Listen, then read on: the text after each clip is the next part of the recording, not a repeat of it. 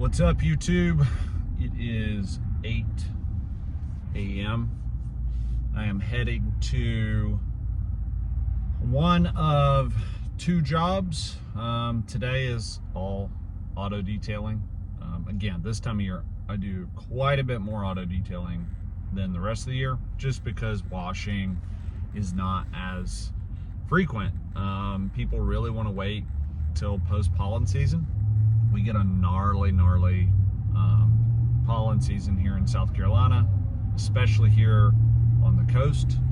When I'm talking gnarly, I'm literally talking about everything is yellow. Homes, windows, vehicles, you name it. It's like it's been painted with yellow spray paint. So if you're looking to get your house washed and it's February like it is right now, you're probably gonna push it unless you have some other like die-hard need that has to happen today.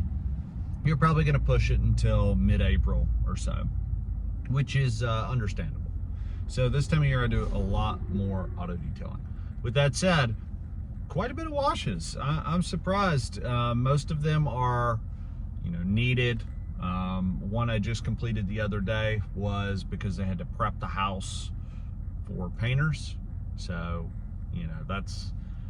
that's one reason for sure. And then I have one tomorrow on Kiawah Island that it's just in brutal shape, and they're gonna go ahead and get the whole house washed. But the main driver is because they're gonna have the deck redone. So it's brutal. I'll definitely film some of that. But yeah, so today we're doing three BMWs actually. It's usually different vehicles if you're doing multiples, but literally today is one BMW, and then I'll leave this appointment, head about 45 minutes down the road, and do two more BMWs on site. One is a full detail, so the first one's a full detail, and the second one is just exterior details. So with that said, it's going to be a interesting day. I'm trying to get my schedule rocking and in order, because I personally struggled to go to sleep. I don't know how many of you guys in the service industry deal with that, but it doesn't matter how early I wake up, it is very hard for me to go to sleep no matter the time. Some would call that insomnia. Just always thinking, about projects that are up and coming. And so I got up at 4:45 this morning. I'm a slow riser, so I drink several cups of coffee, work on the computer a little bit. I send an email correspondence in regard to a roof wash quote that I'm providing. And then I was going over some final details because the new website is pretty much complete. So I'm excited. I ended up having a group build it, Clickwise Design. This isn't sponsored or anything like that, just shouting them out because they did an awesome job on my website. There's a couple little details they're gonna button up, but aside from that, it's awesome. One thing that was a challenge is I had started this business as Clean Command, and I had one logo and everything in the beginning. And so as time went on, I ended up changing the logo for Clean Command, which was no big deal. Just changed some marketing stuff. I had hats and polos made. I had a bunch of decals on the first work vehicle. And when I got into really doing lots and lots of pressure washing and self-washing, I actually made another URL because I wanted to rank higher in Google. So, our big keyword was pressure wash Charleston. So I bought the URL, gopressurewashcharleston.com. So then people would somewhat get a little confused because we really had another logo for that website because it's such a catchy name. Just, doing it as a DBA, if you know what that is, it's just where you use another name to operate your business. And so I was confusing a lot of customers, I think, because some people would come to our Clean Command website, which was basically all auto detailing. And then all of the window cleaning and pressure washing was going through Go Pressure Wash Charleston. And I want to expand, and I want to do more and more services, things like hardscapes and potentially landscaping, maybe tree work, maybe excavation. I'd like to get a general contractor's license. This is all down the pipe.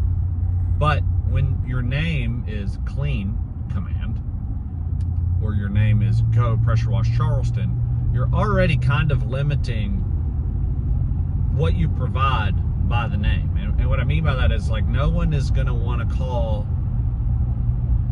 you know, a guy to do a hardscape if their name is Go Pressure Wash Charleston. So I gave this a lot of thought, and I also wanted to have partners and stuff in the past. And, you know, it's 2025. I started this in 2021, and it's become apparent to me that I've gotten through all of the tough, gritty years pretty much solo. I've had some help along the way, no doubt. But I don't really have anybody that wants to put the same amount of time and effort on the line as I do, which is totally understandable, because if it's your business, you're going to look at things wildly differently than, you know, someone from the outside, for example. Maybe if you started it from scratch with them and they're willing to take the risk, but it's a challenge. And so I decided, you know, if I'm not going to have any actual partners and just start to hire employees, then I need to really stand out. I need a name that's going to be solid. I need a brand that's going to be solid. And I want it to represent me, since it's mine. Maybe that's a little ego, but you know, it's something that kind of matters to me. So the new name for my company is Safera Property Services, which is my last name, Property Services. Got a cool logo made. Now we have a whole new website built, and the next thing to do is to start branding this way, because I've had to wait until I have a proper website and everything done, because I'm running 2 websites already. So I'm going to take those 2 URLs, plug them into the new website, so it redirects them. So anybody that has old information, an old website, if they go to cleancommandsc.com or gopressurewashcharleston.com, it's just going to immediately redirect them to the website, which is awesome. No more Linktree, no more shit like that. And it also, with a name like Safera Property Services, it opens me up to pursue whatever the hell I want to pursue in my business.